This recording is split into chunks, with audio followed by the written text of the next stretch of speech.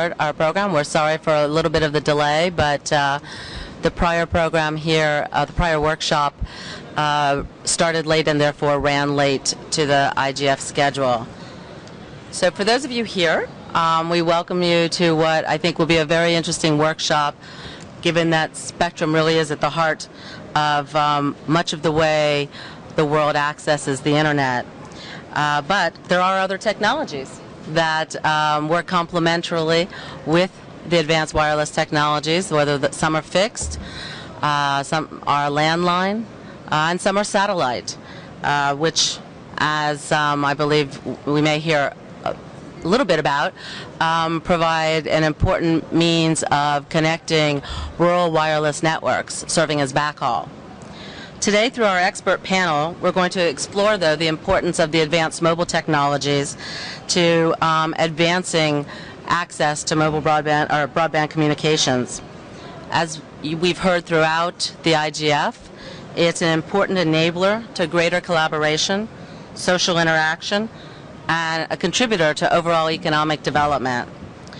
In addition to just talking about the technologies, we're going to be focused a bit also on the need for additional spectrum, how that need needs to be managed, and efforts at harmonization and its importance to the mobile wireless industry, but how that also has to be factored into a larger process where other legitimate uses of spectrum exist or continue to need to be accommodated. But what we're seeing as a backdrop here, and perhaps Dr. Pepper will be speaking to this, are incredible projections of increased mobile data traffic, which are some of the underpinnings for the need for more spectrum. Cisco itself has projected by 2016 an 18-fold increase, and Bell Labs goes out even further and is predicting growth by a factor of 25. So there's going to be a real question as whether the existing spectrum in the, not to get too technical, but 700 megahertz to 6 gigahertz is actually enough to meet this need if these projections come anywhere close. But this is part of the discussion that will be happening in preparation also for the ITU World Radio Communications Conference in 2015. But let me turn to introducing today's panelists, and I'm going to introduce them, I believe, in the order in which we've all agreed that they're going to speak. First is Dr. Robert Pepper, my far right, who leads Cisco's Global Technology Policy Team. His background spans government and industry, where he was in key technology positions in the Federal Communications Commission in the United States for well over 15 years, and has been with Cisco since 2005.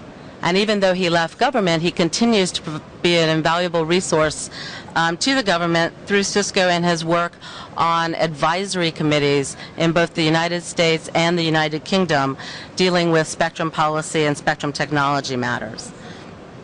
Next, we have Alex Comninos, whose name I hope I pronounced correctly, who is with the Association for Progressive Communications, as well as a doctoral candidate at Gießen University in the Department of Geography. And we'll hear a little bit about, it's not immediately apparent, but Alex has been working with APC on their Spectrum for Open Development project. Then next, Jackie Ruff will be speaking. She's the Vice President for International Public Policy at Verizon Communications, and she too shares with Dr. Pepper a background in government, having been at the Federal Communications Commission. But unlike Dr. Pepper, is also a lawyer. Dr. Pepper is an engineer, so we have balance right there. She spends a good deal of time working with international organizations, not just the IGF as a forum, but also APAC, the ITU, and the OECD. Next will be Joseph Kehanya, who I hope, I pronounced his name correctly, who is a legal expert in the government of Kenya's National Communications Secretariat. So pleased to have him join us. And then last but not least is Peter Lyons, who is the Director for Spectrum Policy for the Middle East and Africa for GSMA. And interestingly, Peter brings to the discussion a Wall Street analyst background where he focused on emerging telecom entities, technology companies, and I think that's an interesting overlay to the discussion that we'll have here. And I'd like to ask Dr. Pepper or Bob, if I might, to kick off today's discussion. Thank you.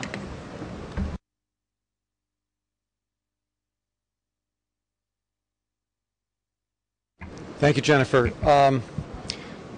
So the UN Broadband Commission recognizes that as we try to get broadband to the next 2 billion and 5 billion people, the primary way that we're going to do that is with using radio technologies for providing access to broadband.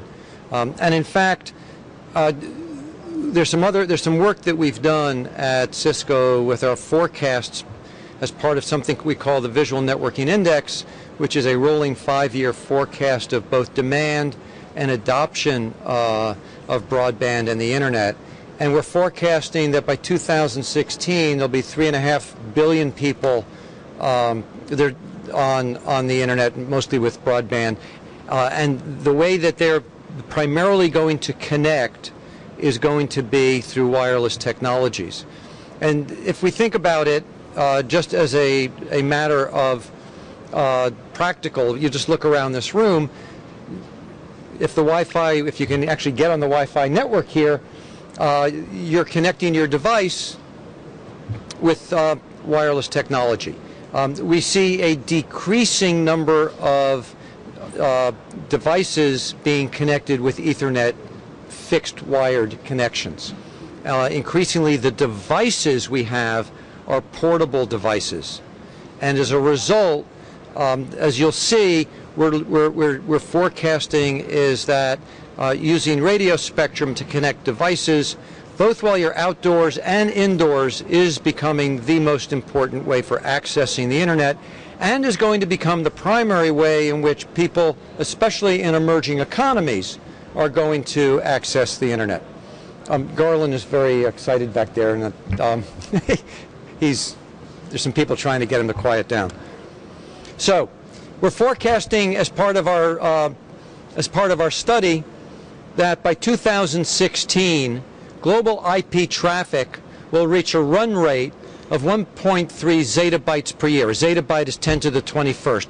Putting that in perspective, if you add up all of the traffic for the internet, from the beginning of the internet through this year, that will be 1.2 zettabytes. We're forecasting that in the year 2016, in that 1 year, that will be more traffic across the internet than all of the history of the internet to date.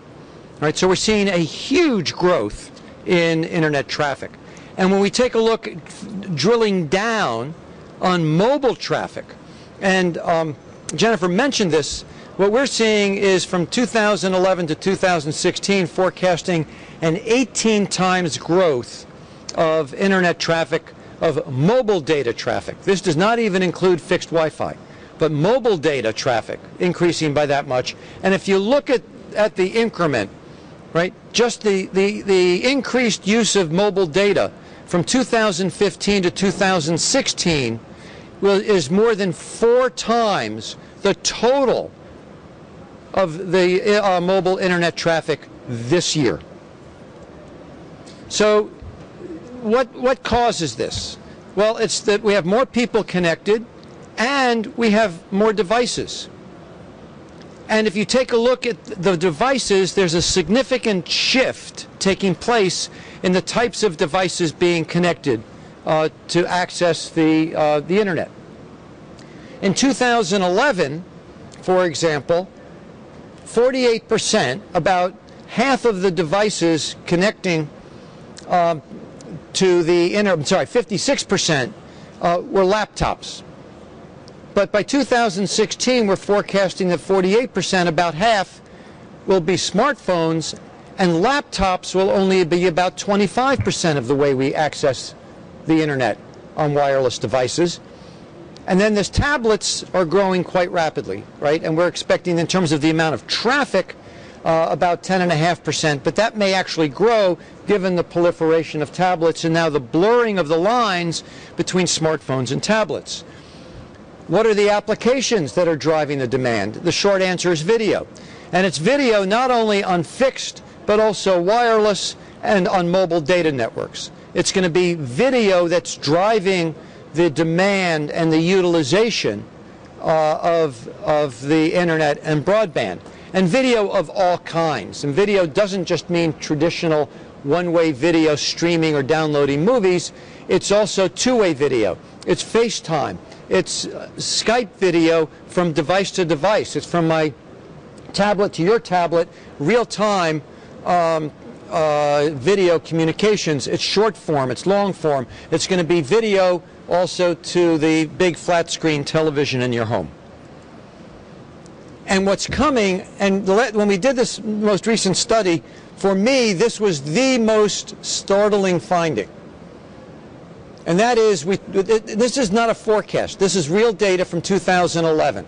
It was the first year there were enough 4G customers or consumers in the world, subscribers, for us to actually measure 4G traffic.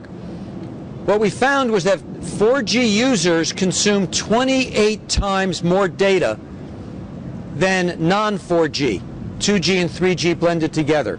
That is a non-incremental change. More than an order of magnitude leap in data utilization and consumption. So as we move to the LTE networks that are going to be needed to support the demand, that's going to create additional demand. And then the other trend that we're seeing, which is a major shift, is if we look at the mobile data, right, the data that's associated with a mobile device like my smartphone, for which I have a contract or a prepay or postpaid relationship with a mobile operator. Right? If we take a look at that traffic, what we are forecasting is that by 2016, globally, 22% of that traffic will be offloaded to Wi-Fi or small cell. In the U.S., it's going to be 37% we're forecasting will be offloaded. What do I mean by offloading? Offloading is where, really for the convenience of the mobile operator, my device looks for a small cell. It could be licensed spectrum that's femto, but increasingly it's unlicensed Wi-Fi. It could be the Wi-Fi. In fact, the biggest trend that we now see in the mobile industry are the licensed operators using Wi-Fi and other small cell technologies in combination with their licensed macro cell to offload data traffic. So in the U.S., when I walk into a Starbucks or I walk into any of the airports in Washington, D.C. where I live, my phone is constantly, I'm an AT&T subscriber, sorry Jackie, and it's constantly looking for an AT&T hotspot. If I'm Verizon, it would do the same thing. But it's constantly looking for that hotspot. When it finds it, it automatically switches my data over to the small cell hotspot. That's offloading. And this is one of the biggest trends that we're seeing. And as a result, we actually see the future of the networks, the mobile networks. In fact, I'll correct myself. There's no such thing as a mobile network with the exception of some mobile satellite. Right? The network is not mobile. I am. My device is mobile. The network, other than the mobile satellite, is fixed. And what happens when my signal comes from my mobile device to the tower? It immediately goes into a fixed network, increasingly fiber. And so we see this as resulting in the trend we call the heterogeneous network, which is a combination of macro cell licensed for outdoors, small cell indoors. 80% of the use of a device, of a mobile device, is indoors and sitting down. But we need a lot more spectrum outdoors. And then indoors, we need the Wi-Fi and the small cell, which we also have in our homes and offices. Another finding that we have from our study that was released 2 weeks ago is our latest cloud study on cloud readiness. And when you begin to look at cloud applications in aggregate, right, cloud is the next big thing. Everybody agrees with this, and everybody sees this as a big trend. And what we see in cloud is that you have basic cloud services, intermediate and advanced, and people use not just one but multiple cloud applications. And when you look at the using what we call concurrent cloud applications, and you begin to look at advanced cloud, right, it's going to require significant download speeds of 21 megabits, uploading about 9 megabits, but more importantly, low latency of less than 100 milliseconds. Even for intermediate cloud, it's going to require no more than 150 milliseconds. So this has very significant implications for the wireless networks that are being built, which are going to require fewer hops, shorter distances, and aggregation back into fiber. So, summary and implications. Over the next 5 years, global mobile data traffic is going to grow. Again, we're forecasting 18%. Some others are forecasting even more. There are going to be more users, each using more bandwidth. Each user will have more devices, and each device will be more powerful. It's going to be driven by video. 4G LTE is going to drive non-incremental change. This is going to be, in a very good sense, disruptive change, but we have to get ready for it. Networks are becoming heterogeneous. It's not one technology. It's going to be the HetNet, macro cell outdoors, small cell indoors, and we're going to need, in backhaul, it's going to be fiber, or in rural areas it's going to be satellite, especially in rural developing markets. Satellite is the only backhaul that's going to work. Really important technology to use for that. So we're going to need more spectrum, much more spectrum, for both the macro cell licensed 4G networks outdoors, and we're going to even need more for the next generation of Wi-Fi, the 802.11 AC, which is either 80 or 160 megahertz wide channels. The only place we're going to find that is in the upper frequencies, up around 5.8 gigahertz. Everything connects to fiber for backhaul. And by the way, in terms of getting more spectrum, the only place we're going to find it for the outdoor networks, the macro cell, is at 700 megahertz, or the digital television, the TV dividend, when we get that digital TV spectrum back. And the band actually goes from 692 to up, or 690, I think 694, all the way up to 862. And there are different regional plans, but these plans also need, I believe, that they're going to converge, but they need to be harmonized, because we have to take advantage of the manufacturing scale, both for the base stations and the transmission equipment, but also for the consumer devices. We need to move quickly on the digital television transition, and there will be, by the way, there's a lot of discussion and debate about this thing that people call white spaces, but a lot of that discussion, I think, is really very misplaced. And I say that as one of the people who helped create the concept of white spaces at the FCC. The white space, the TV white space concept, is using spectrum that is allocated for one service, television, but not assigned. So there's a geography where there's no TV station. So it's allocated for TV, but it's not assigned for TV in that market, and you can opportunistically use it locally with low power. And that's what we need to do.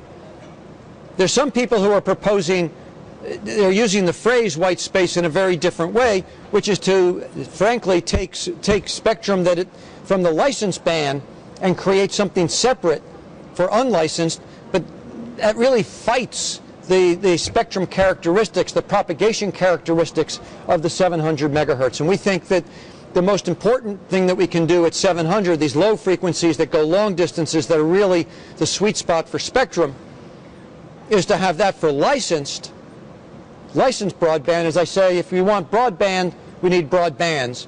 And then we need more spectrum at the higher frequencies for the unlicensed, for the indoor, for the small cell, and we can still have opportunistic use of spectrum that doesn't fit in the lower frequencies where there are still television stations. Thank you. Thank you, Bob. Alex? Who's next? Alex? Do you have a No. Thumb drive? No thumb. No. But we can keep your thank you up. Yeah. Hi everyone. You can hear me? Okay, I can't even hear myself. Just a show of hands, does anyone not know what spectrum is? Okay.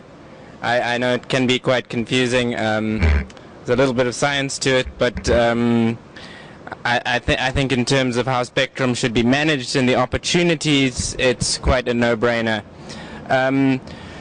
First of all, I want to talk about the relevance of spectrum to developing countries. Developing countries some of them are benefiting immensely from spectrum, and some are poised to be benefiting a lot more. There's a lot more benefit that can happen. This requires good regulatory capacity. It also requires intervention and advocacy. So just to give you some internet statistics about 3 African countries which are considered to be leaders in ICT in sub-Saharan Africa. I'm talking about Kenya, Nigeria, and South Africa. So in South Africa, we have only 8 fixed line telephones per 100 people. So that's 8 out of 100 people you know will have a fixed line telephone. In terms of mobile phone connections, we have 126 mobile phone connections per 100 people. So chances are you know someone, they might have 2 phones, but they would probably have a phone. But yeah, in South Africa we only have 8 fixed line connections. This is a landline telephone, and less than 2%, 1.8 fixed line broadband connections. In Kenya, you have 64 people per 100 inhabitants are using a mobile phone. Of that, less than 1% are using a fixed line, and it's less than 0.5% have fixed line ADSL.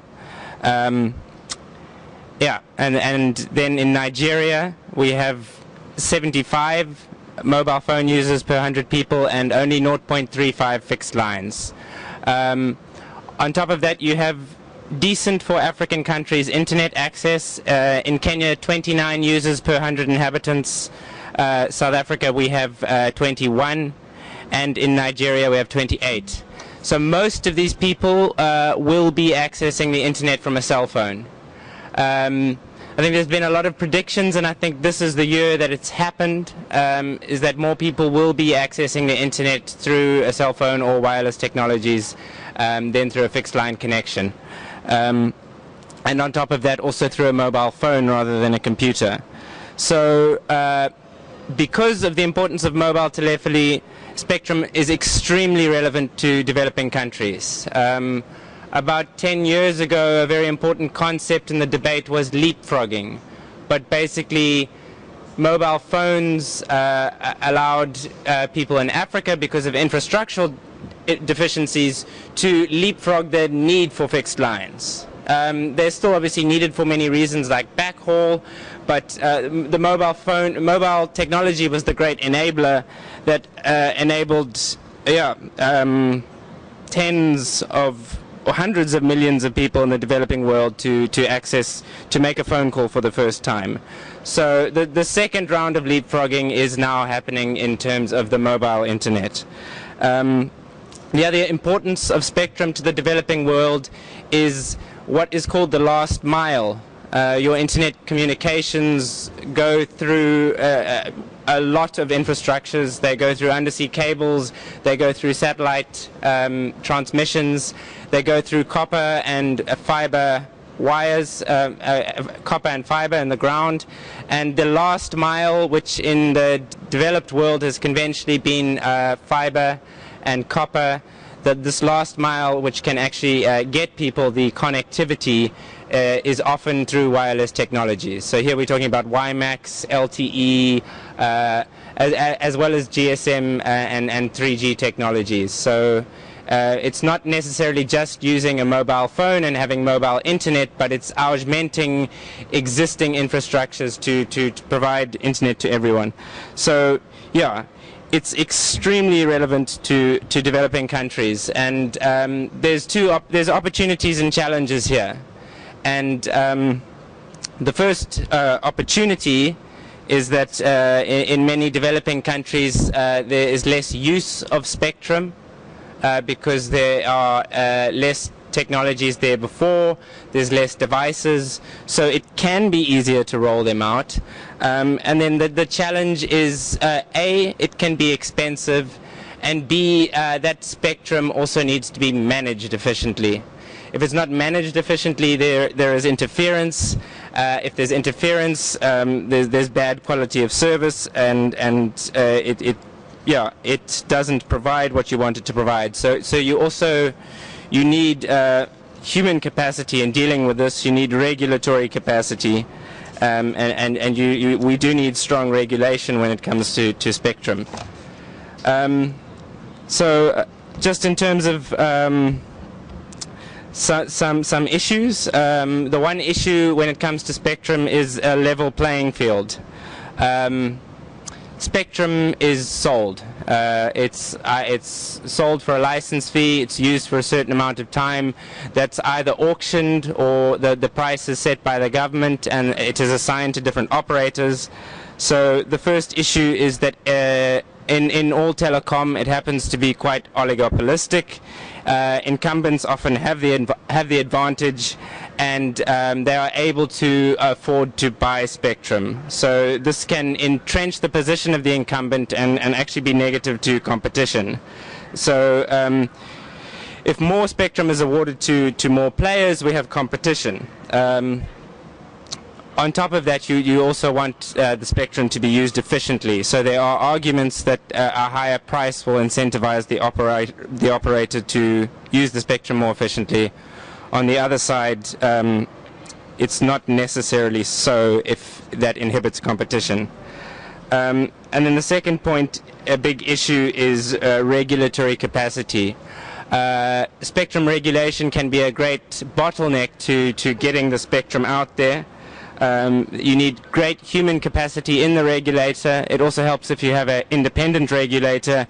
And before you what's called allocate the spectrum, which is to assign it to different uses, and before you assign the spectrum to different companies, you need to conduct a complete spectrum audit, or at least a near complete spectrum audit that gives you a sense of what spectrum is free and what spectrum is not free. That is another challenge. There's many developing countries haven't completed a spectrum audit. South Africa, I know, has been waiting for a spectrum audit to be completed for some years. It's over 3 years at the moment.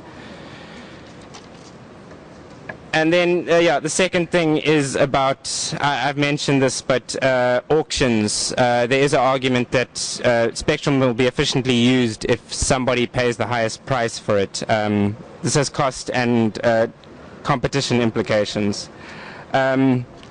Opportunities for developing countries is what's called the digital dividend, and this will come when analog broadcasting of TV and radio gets switched off and digital broadcasting gets switched on. Many African countries are behind the deadlines on this. South Africa is behind, Nigeria is behind, Kenya is behind, and obviously the issue is regulatory capacity. The second issue is, while there's a great demand for broadband, you don't want to leave people behind who need to buy, who are relying for most of their news. They don't use internet. Most of their media comes from radio and TV.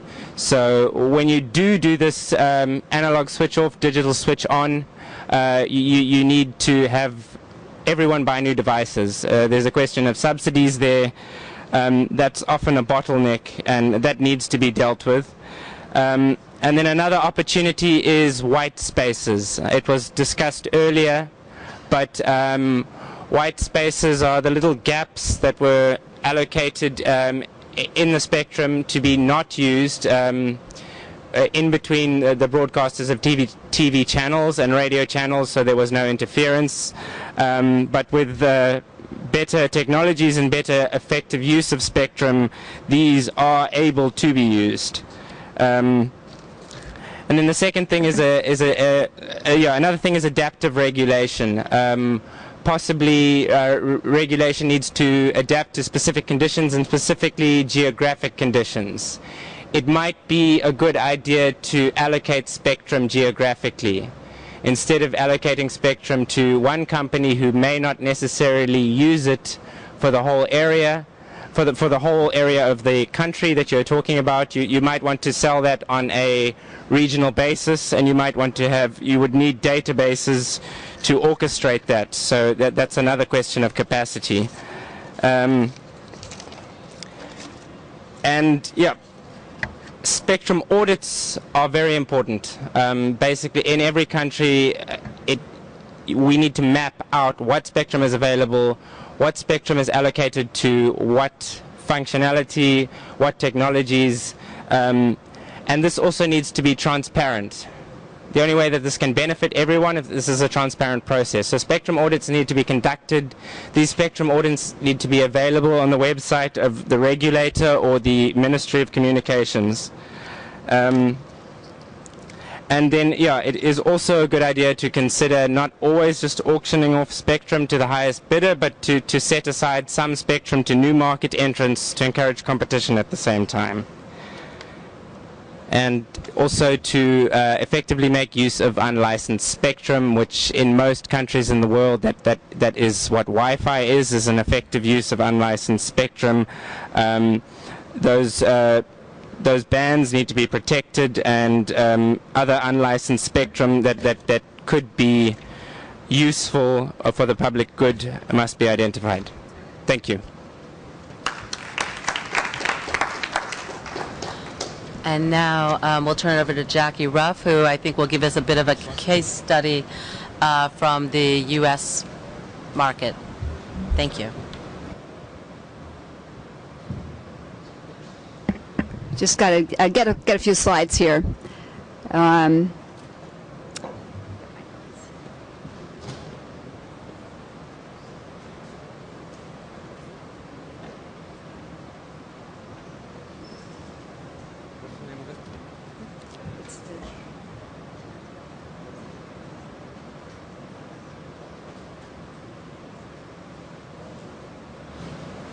While they're looking for the file, I think it's important to take into account that both Bob and Alex have really given a good background for the different issues and contexts for some of the spectrum debates that are upcoming.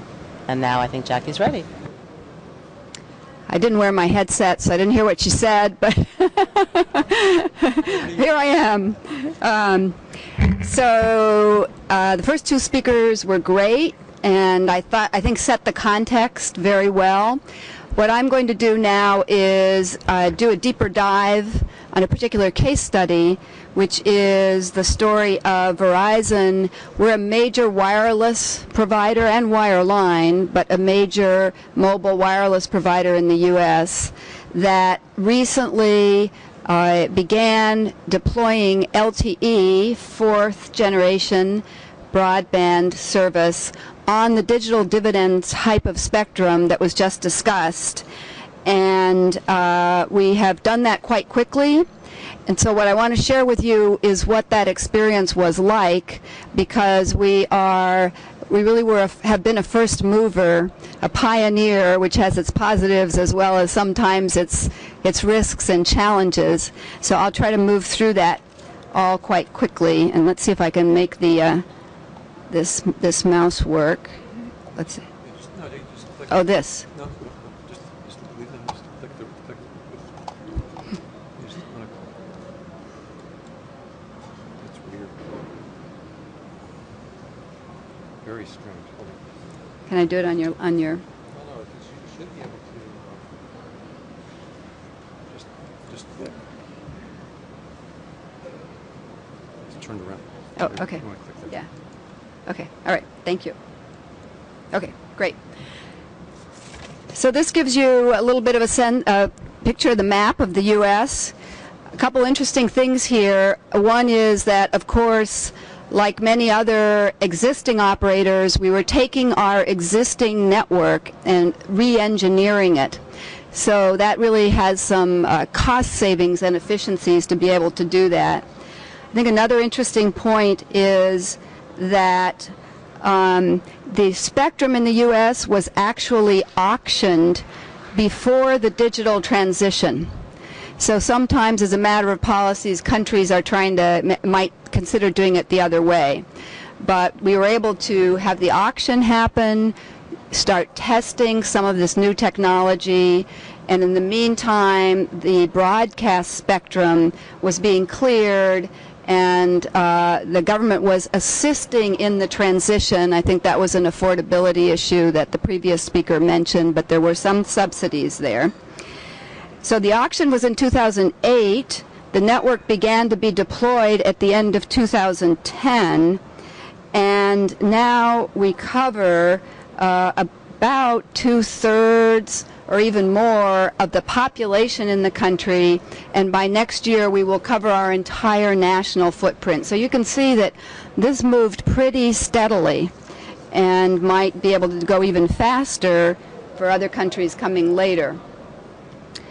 Just a couple points here. It's probably not that easy to see, but what we were doing is a new technology which has now become quite widely used, but we were starting this new, and nobody really could predict exactly what would happen. As it turns out, it is done very well. The speeds that we get in the U.S. are 5 to 12 megabits per second downlink and 2 to 4 uplink. Now we actually get in some places much faster speed. And in laboratories we get even faster, and in other countries or other types of geographies or band plans you might get faster. But the point I'd like to make is that those speeds, even at the 5 to 12 megabits per second, are real broadband. It is really high-speed internet. And so, as we'll talk about later, it is possible to do amazing things with that. It also has much lower latency. And Bob Pepper was talking about for cloud services, for example, it becomes really important to not have a little bit of a gap, a latency gap, as well as for video or even for voice services. And the type of streaming video that may be used today to drive the high demand at this moment is also the type of streaming video that could be really important for telemedicine, or certain kinds of energy services or e-government. So it may be driven in a way. There's a kind of demand that now may be a lot about entertainment or social networks and so on, but will be equally important with other types of services. The point I'm making here is kind of the global evolution of this. So the real testing for LTE began primarily with 3 companies: Verizon, Vodafone, which actually owns part of Verizon Wireless, and China Mobile. And then in the second box you can see the early adoption. May be hard to read, but it really is operators from around the world testing it to see, as one of the objectives, could we really get a technology that was going to work and be adopted everywhere in many different countries. And at this point, globally, there are more than 300 carriers that are doing trials or deploying in numerous countries. There's a list there. You can see it's long, and it's not even the complete list. So now I'm going to turn to a couple things that we think are particularly interesting about how this is playing out in terms of the services that are being offered or the way of doing partnerships around it. In the U.S., like in other places, we have rural areas, we have remote areas that it's very costly to serve with broadband. It's even if we have a license, we might not serve them just because the economics don't work. But there may be local, in our country at least, local operators, smaller operators, have really good customer relationships, etc. Our spectrum policy is such that we can lease to them. It's like renting to them the spectrum. It's a little bit different from an MVNO, a mobile virtual network operator, because there it's usually you're reselling the whole package. Here it's the spectrum. They continue to build out in their own area. They retain their brand name, et cetera, but then they connect into our national network and have Verizon quality both locally and nationally as a result of that. This is kind of a new thing to do, and we found a lot of interest in it in the U.S. The next point is what I foreshadowed at the beginning, which is with this type of real broadband, real fast internet, it is possible to do the types of services that are associated with economic growth and societal benefits. So on healthcare, for example, there's a lot of work in the U.S. now using mobile technologies, maybe cloud, for all different types of medical issues. On education, that's that picture in the middle there, the long thing that looks sort of like it's made out of metal is a robot. It's a robot that is controlled all through the wireless network that is connecting with a child in his home who, for some reason, healthcare, something else, cannot go to school. And so the robot is in school with the classmates, and the child sees everything that goes on, and it's something that is brand new, is being tested. And then sustainability on the end is about energy management, some things with that car in terms of traffic management and so on. And I will say on the first one, healthcare, it's particularly interesting to see the studies on how mHealth already is and will become even more important as we get more high-speed internet around the world. It is increasingly important in developing economies. You can see the statistics on where it's being tried, where it's being used, and what it does for things like compliance with tuberculosis treatment or care for senior citizens. So we can have more discussion in the Q&A. Some of these things have been obvious as takeaways from this. It is that, you know, we have real broadband speeds. We can transform economies. It's particularly suited to rural areas. But my point at the top is also that the public policy environment, as others stated, is very important for making these things possible. They'll be different in different countries and so on, but that's a very important component to all of it. So, thank you. Thank you, Jackie. And with that, I'd like to ask Joseph to present a perspective from Kenya.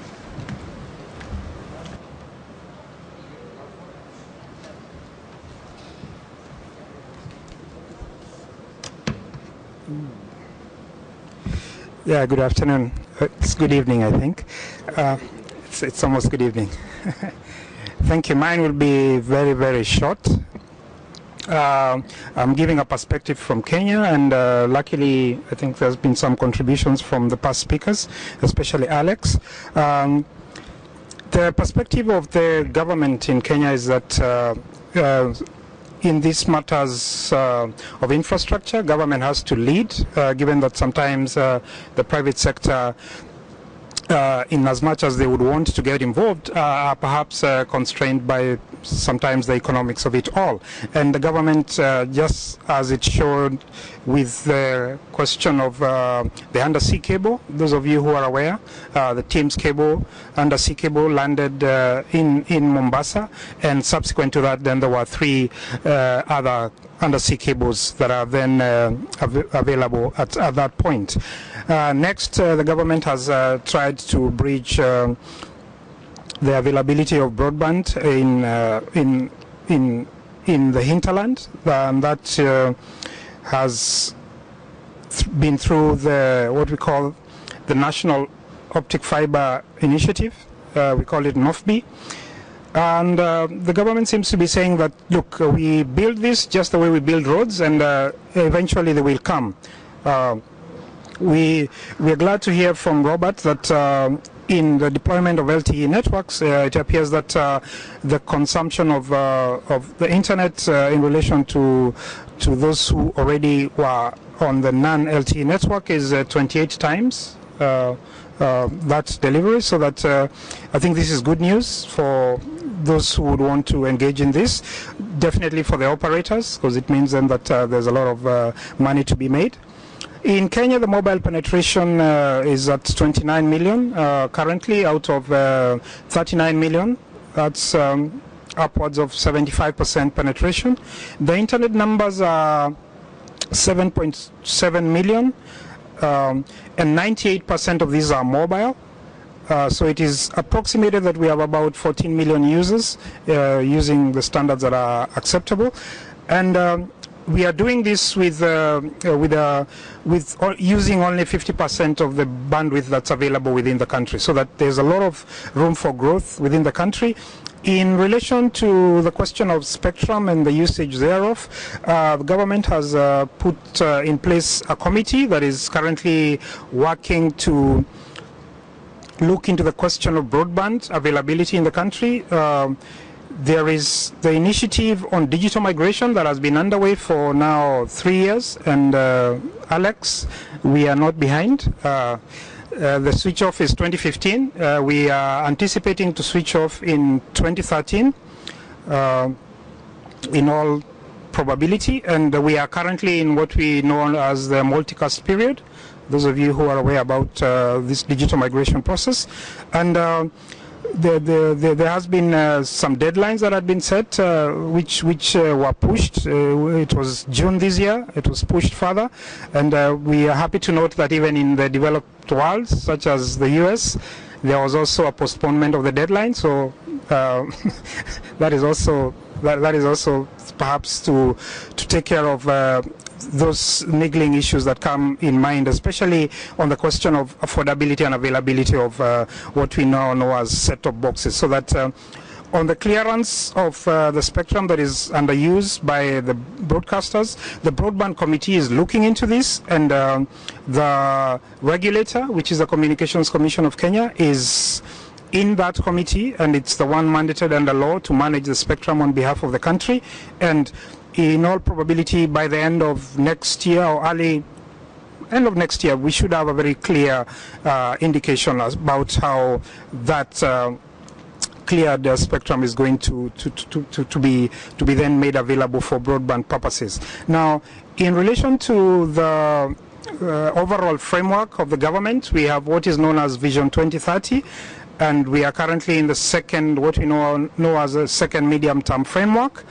And in this, what we call it the MTF, we are anticipating that ICTs generally, including any services offered under ICTs, we are anticipating that by 2017, 10% of the GDP will be from this industry, and that is why the question of broadband and broadband access to the majority of people is a key concern for government. Now, in relation to the question of the economics of it, I think affordability and accessibility is a key concern. We are aware that the gadgets, the smartphones, are perhaps out of the range of the majority of the citizens of the country, but this is something that maybe as time goes on, this will become cheaper and more available, so that in the aspect about the leapfrogging into broadband, it is anticipated that perhaps given the economics of scale, that it's possible that these gadgets will be available to the majority of the citizens of Kenya. And therefore, one key factor that the government is looking keenly into is a question of content. Content in the sense that there is a correlation between content that those who may be interested in it and the uptake of broadband for that particular purpose. And the government is currently looking at perhaps 4 areas. There's one in education, and there was a project launched in a pilot status where classes from one particular school in the country that has very good courses is then and teaching is then transmitted to the rural areas, so that students in those areas can then access classes in the manner in which they are taught in this school that is in the city, in the capital city. That is a pilot project. If that succeeds, then it is anticipated that this will be deployed using the broadband network to other schools within the other rural areas. There is a question of health. Health is one key applications that are needed on this broadband network. There is the e-doctors that are available now, especially on the SMS platform, because on the internet platform perhaps we don't have sufficient numbers to drive that. There is also in agriculture, which is perhaps one of the largest contributors to the GDP of our economy. We are looking, especially on the marketing side, we have several applications that run on that in relation to agriculture. And fourthly, there is the incubation industry in relation to entrepreneurship, and in regard to this, the government has been very supportive of the many incubation centers that are presently in Nairobi, including iHub and iLab and others. I want to think that is all that can be said at this moment in relation to this. I was asked to speak on this, having not prepared very well, but speaking on behalf of our permanent secretary in the ministry, Dr. Bitange Ndemo, who may be available to speak to in another forum during this IGF. That is perhaps the manner in which the government of Kenya is approaching this particular issue. I'll be happy to take questions thereafter. Thank you very much. Thank you very much, Joseph. And to close with the formal remarks, Peter Lyons.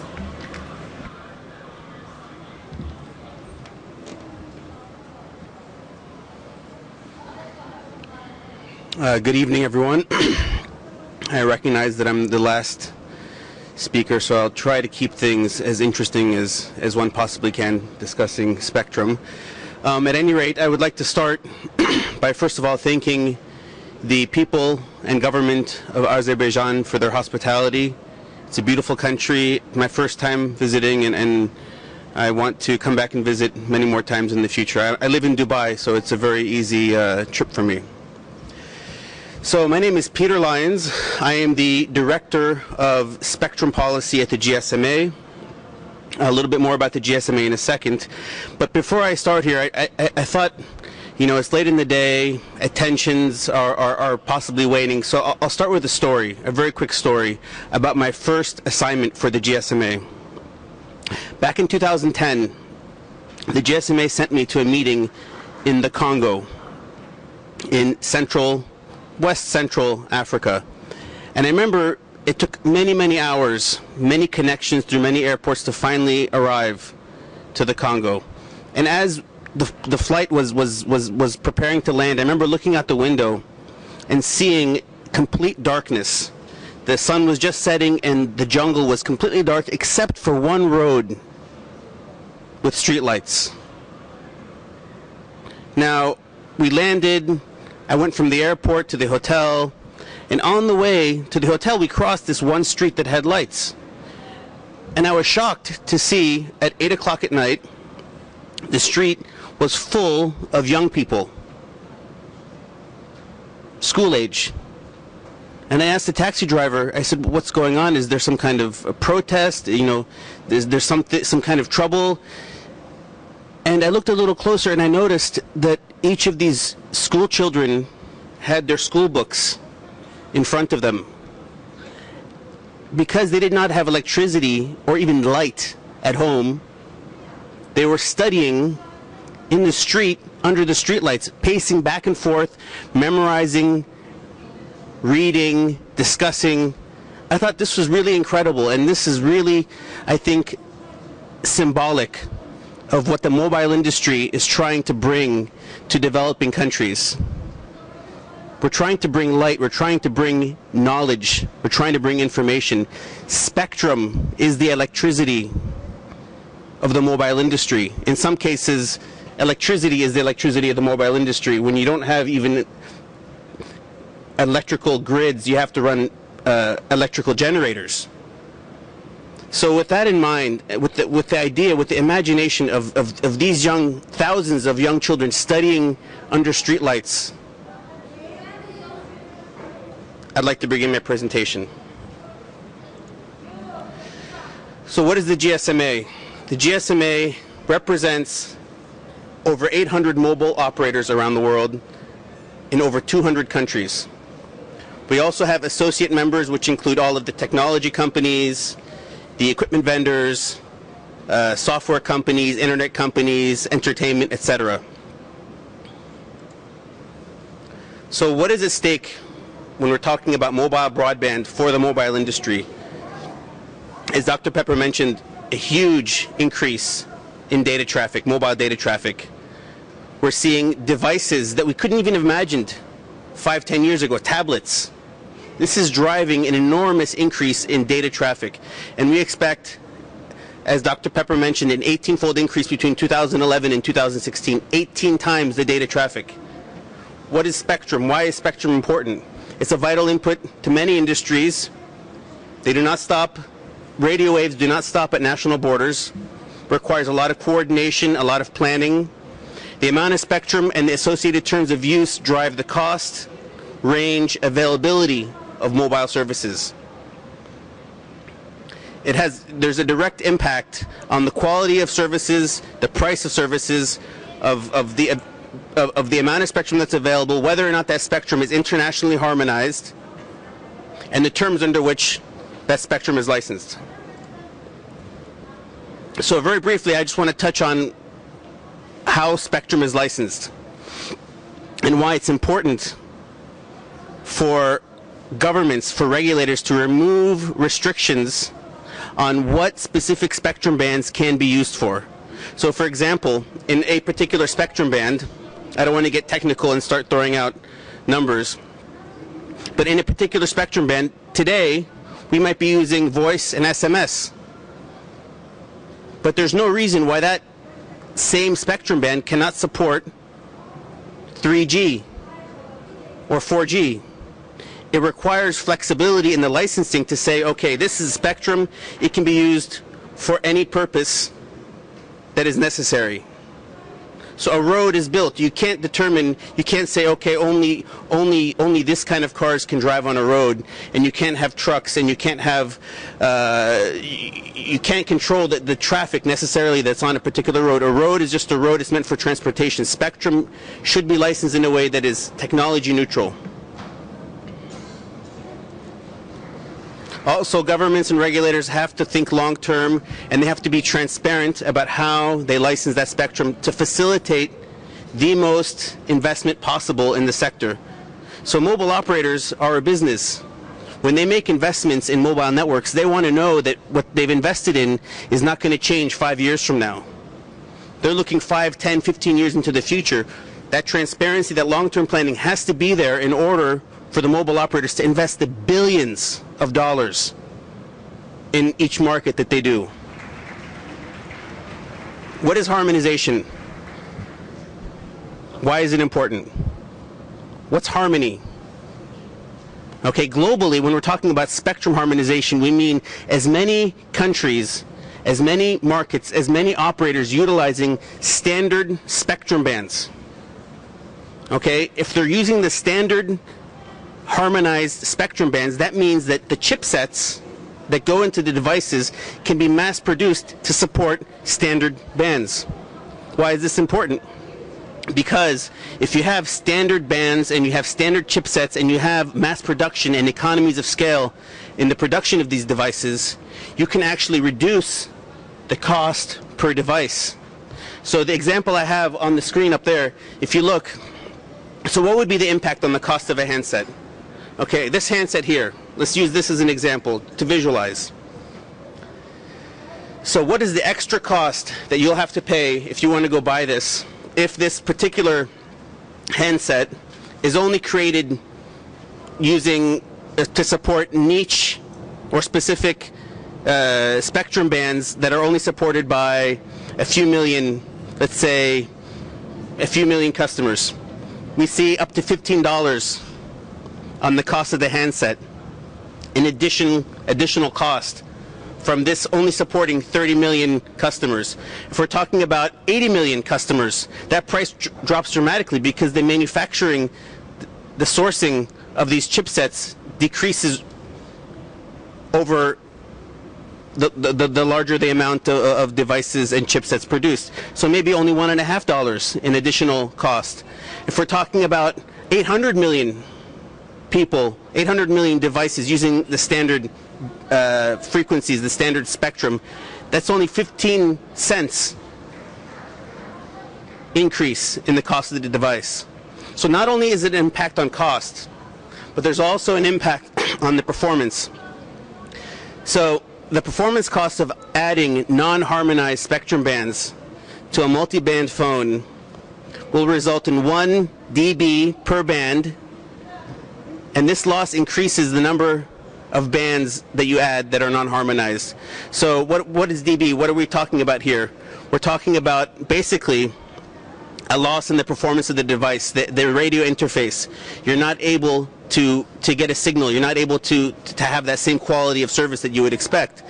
So when it applied in the context of data, a loss of 3 dB translates into a 30% decrease in coverage area, 30% decrease in coverage area, and a 40% increased number in the base stations needed. So imagine you have all these non-harmonized bands on a particular phone. That means that you're going to need 40% more base stations just to be able to receive a phone call. Imagine for a second what 40% more base stations means. Okay? Imagine what that looks like everywhere, base stations to support the connection. That's what non-harmonized spectrum creates. It creates those kind of problems of quality, of price. So worldwide, there's a few different standard spectrum bands. So we see across the US, Europe, Asia Pacific, Africa, Middle East, Latin America, there's a variety, but generally we look at the 700 megahertz band as one that will be globally available. This is an important one. This is what they're talking about, digital dividend. We look at the 2.1 gigahertz band for 3G, and now will be allowed to be reformed for 4G for LTE services. I think that these bands, the numbers on these bands, what they represent, the more we see the same bands available in different countries, that means there's more harmonization. That means you can take this phone and you can travel to the US and it works in the US because the bands are supported. That means the chips are produced more cheaply. That means the cost of the device is less. That means the performance of the phone is better. What does harmonized spectrum mean for economic growth? Well, let's look at the sub-Saharan Africa analysis that we've done. So we published a report last year that said with harmonized spectrum for mobile broadband, by 2025, okay, so just over 10 years from now, we could add $82 billion in annual GDP to the GDP of sub-Saharan Africa. This means we add over 12 years 27 million new jobs. Okay, what does adding 27 million new jobs and $82 billion in annual GDP mean? Well, this will help lift 40 million people out of extreme poverty, people living on less than $1.50 a day. We can help lift 40 million people out of poverty. This is what's at stake. This is why it's important. This is why harmonized spectrum is so important. So, to summarize, we need a stable licensing framework that promotes long-term investment and transparency. We need harmonized spectrum that allows for the devices to be produced in scale and that allows the devices to be produced cheaply with better performance. And there are significant social and economic benefits associated with this in terms of jobs, GDP, and poverty reduction. So now bringing it back to the idea of the story that I began with. We're sitting here, we have light, we have internet connectivity, mostly. We have our computers, we have our devices, and we're discussing this in very abstract ways. But think about what would be the tangible benefit to those school children in the Congo. Think about what would be the tangible benefit to school children in Azerbaijan. This is really the issue that's at stake here. We have to bring connectivity, we have to bring knowledge, we have to bring light to the people around the world. And harmonized spectrum is really the first step in delivering that. Thank you.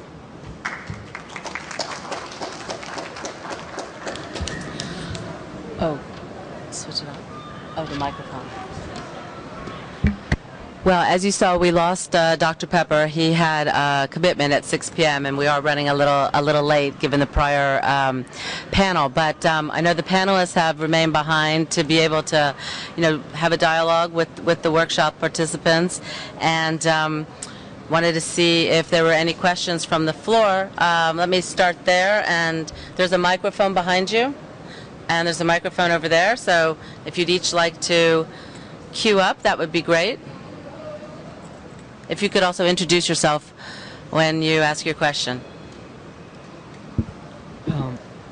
Is it sounds? Yes, my name is Carlos Cortés. I'm a researcher for a Latin American university, Universidad de Palermo in Buenos Aires, Argentina, directed by former rapporteur Eduardo Bertoni. I don't know if I have a very simple question. I'm just a media policy starting to get into these very technical issues, but I heard that you didn't mention, that some other term that's been going around there, that is cognitive spectrum or cognitive technologies. And I've been reading something, and I really wonder myself, is that's really something that is going to sort of get into that debate and do something in the harmonization spectrum debate, or if it's just something that it's not really important out there in the field that you're working in. Thank you. Thank you for that question. I know I have an opinion, but I would certainly first turn to my experts on the panel and see if anybody would like to respond to the question about cognitive radio technology. Okay. I think down the road there is a place for these kind of technologies. I think at the moment the technology is not even close to where it needs to be to really be a suitable possibility for spectrum management, for cognitive spectrum management. I think that we're talking 10 years plus down the road. In the meantime, the most benefit will be from licensing, assigning spectrum with certain rights, certain obligations. This use of spectrum should be regulated and should be used in a very sort of methodological way. So yes, in the future, cognitive radio perhaps, but not at the moment. Anybody else? Alex?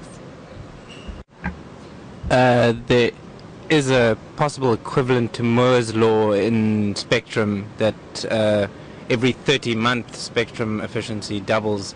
But I think there's certain characteristics about spectrum that it's always going to be a scarce resource. So yeah, I think that's never going to circumvent the need for regulation, planning. Yeah. But and I'm going to take the opportunity as moderator also to chime in. I agree that it's not a near-term solution, but it is certainly very important given the data projections as well as the other uses of spectrum, which are not just commercial mobile broadband, to find technologies that allow for a dynamic use of spectrum rather than just exclusive licensed spectrum. In the United States right now, there are efforts that are looking at different ways for users of, well, I should say operators and technology companies to develop sharing mechanisms. We're not there yet, other than looking at exclusive geographical separation. But it is being looked at because we're, for the reasons that Alex said, we're running out of the low-hanging spectrum fruit, if you like, and we need to find ways to make better use of it.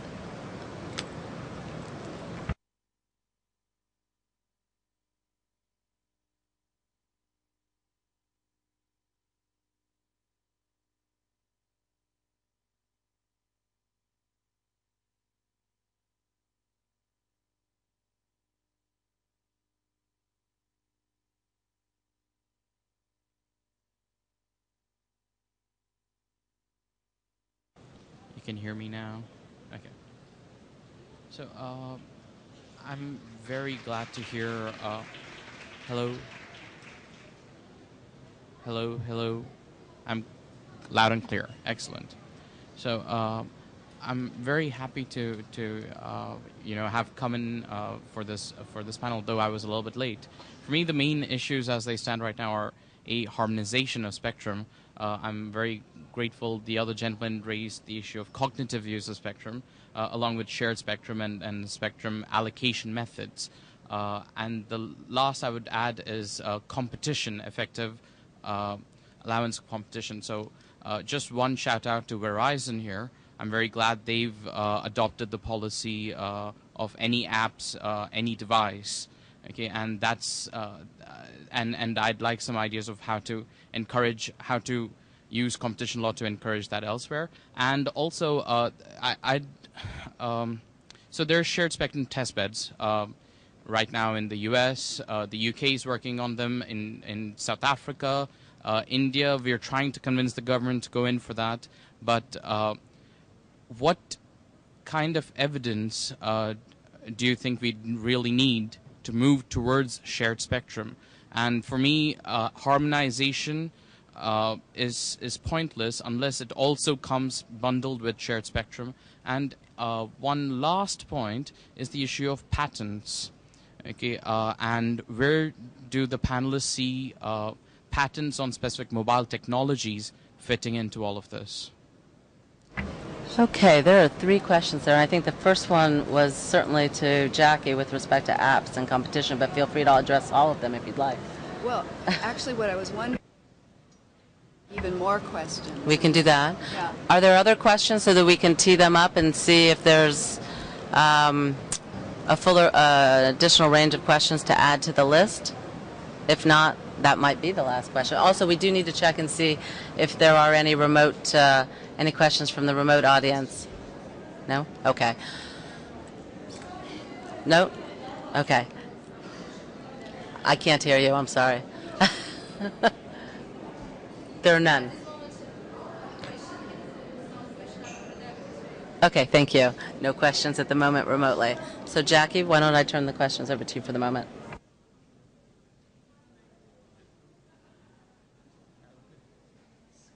Sorry.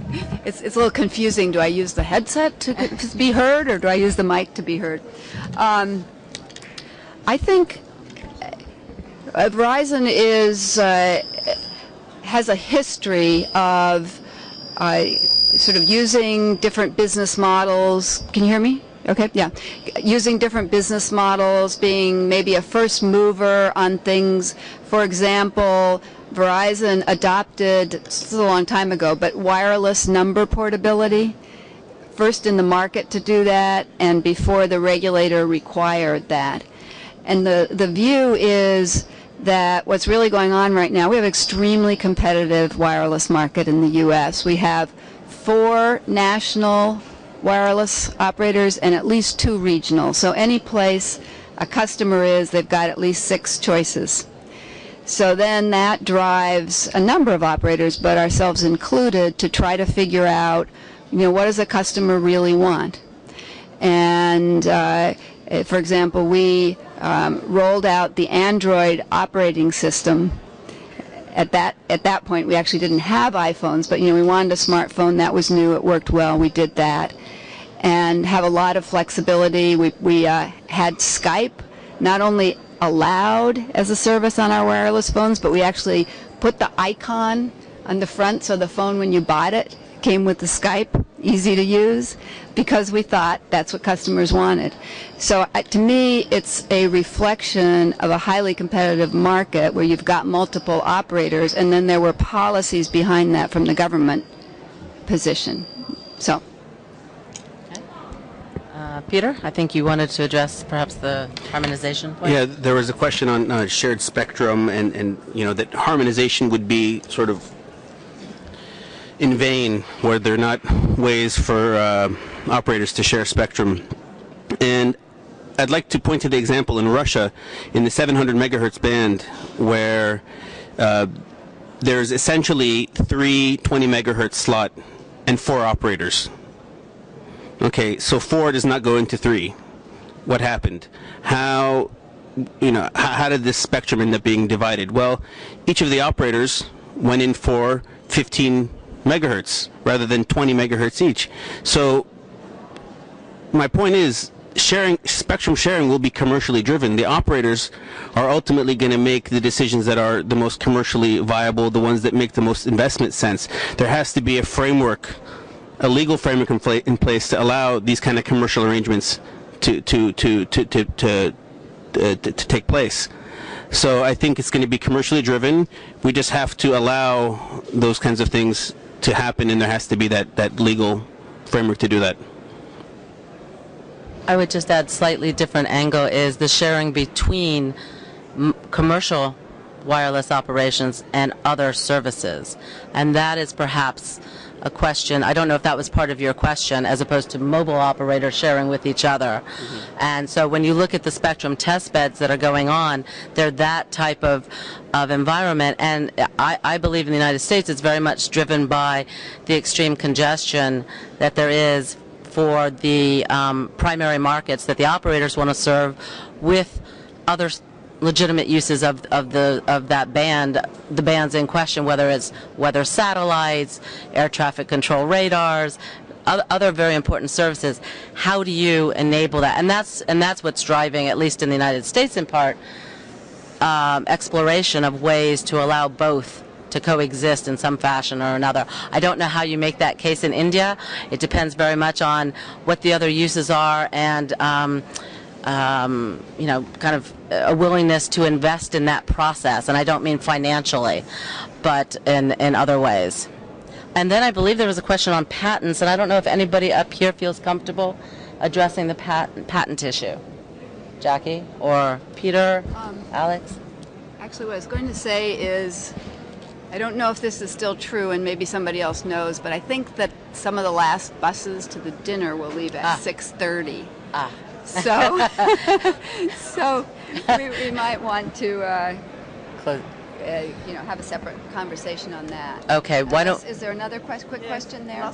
This will definitely be the last question, given the bus situation. Thank you, Jackie. So please. Hello. Thank you.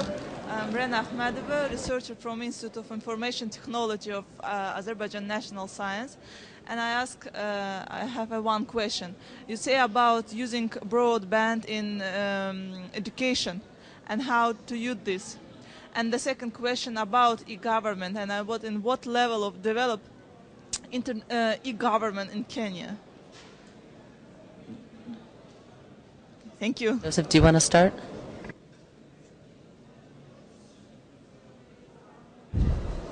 Thank you for that question. In the deployment of the National Optic Fiber Initiative, that is one key pillar that the government of Kenya has tried to use in order to leverage the internet in relation to many facets of development, including the question of education. And in relation to the question of e-government, there is a very distinct effort through the e-government directorate, which then is the one that is in charge of that process and leads on that question. It's very highly placed in the office of the president and has done tremendous work in relation to that question, including questions of computerization and the availability of information on government across all sectors. There is something you may want to look at. There's something known as the Open Data Initiative. It's an effort of the government of Kenya and some development partners on the availability of government data that can be accessed by the public for use by them through whatever mashups that they may be able to do.